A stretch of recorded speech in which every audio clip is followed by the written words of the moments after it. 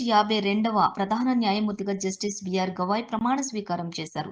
రాష్ట్రపతి భవన్‌లోని జరిగిన కార్యక్రమంలో రాష్ట్రపతి ద్రౌపది ముర్ము ఆయనతో ప్రమాణం చేయించారు. ఈ కార్యక్రమానికి ఉపరాష్ట్రపతి, ధన్‌ఖడ్ లోక్‌సభ స్పీకర్ ఓం బిర్లా, ప్రధాని నరేంద్ర మోదీ, కేంద్ర మంత్రులు తదితరులు హాజరయ్యారు. 6 ఏళ్లలో జస్టిస్ గవాయ్ సుమారుగా 700 ధర్మాసనాల్లో భాగస్వామిగా ఉండి అనేక కేసులను విచారణ చేశారు.